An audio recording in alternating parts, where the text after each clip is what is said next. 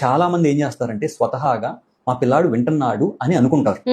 వాళ్ళ ఇంట్లో ఉన్న పెద్దవాళ్ళు కానీ లేకపోతే కనుక వాళ్ళ ఊర్లో ఉన్న చిన్న చిన్న డాక్టర్లు కానీ వాళ్ళు ఏం చెప్తారంటే కనుక మీ పూర్వీకులకు 7 ఏళ్ళు వచ్చిన తర్వాత మాటలు వచ్చినాయి అని చెప్పడం మూలాన వాళ్ళు స్వతహాగా పిల్లాడు స్పందించట్లేదు అనే విషయం గుర్తించరు.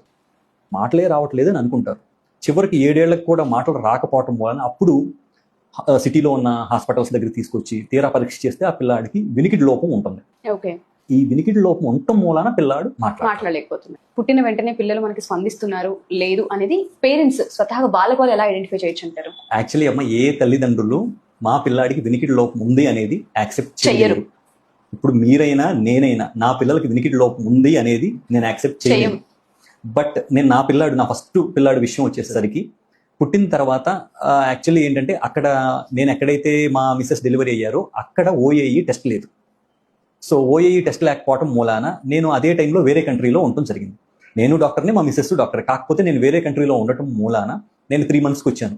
3 monthsకి రాగానే నేను ఇమీడియట్గా తీసుకెళ్ళి బెరా అనే పరీక్ష చేయించుకున్నాను. ఎందుకంటే కనుక అందరూ స్పందిస్తున్నాడు బాబు అని చెప్పినా నా మనసు ఒప్పుకోవట్లా చేయించే వరకు. యాజ్ ఏ ఈఎన్టీ సర్జన్గా నాకు అది చేయిస్తేనే నాకు సంతృప్తి. ఆ రిపోర్ట్ చూసి అది రిపోర్ట్ నార్మల్ అని వస్తేనే మా పిల్లాడు వింటున్నాడని నేను అనుకుంటా.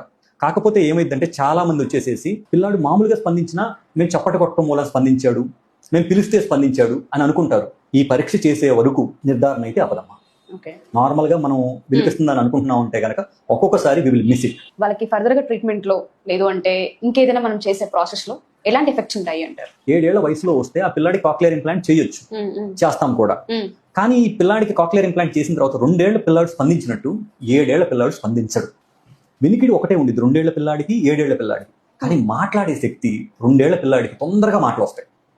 బట్ 7 ఏళ్ల పిల్లాడికి అంత తొందరగా మాటలు రావు. దేనికంటే ఆ డిఫరెన్స్ ఏంటంటారు? సో ఇక్కడ 7 సంవత్సరాల పాటు బ్రెయిన్ షట్ డౌన్ అయి ఉంది వినికిడి లేకుండా. ఈ వినికిడి సెంటరే మాట్లాడే సెంటర్ స్టిమ్యులేట్ చేయాలి. సో ఇక్కడ 2 ఏళ్ల పిల్లాడికి 2 years గ్యాప్ ఉంది. పుట్టిన తర్వాత 7 year కిడ్కి 7 years గ్యాప్. 7 years పాటు వినికిడి సెంటరు నిశ్శబ్దంగా ఉంది, మాట్లాడే సెంటరు నిశ్శబ్దంగా ఉంది. ఇవి 2 నిశ్శబ్దంగా ఉండటం మూలన పిల్లాడికి ఆ న్యూరల్ కనెక్షన్స్ అనేవి మనకి 2 years లోపే బ్రెయిన్ గ్రోత్ అంతా majority of the brain growth అయిపోయింది. సో 7 years వరకు ఉంచితే న్యూరల్ కనెక్షన్స్ కూడా అంత ఎఫెక్టివ్ గా పనిచేయదు.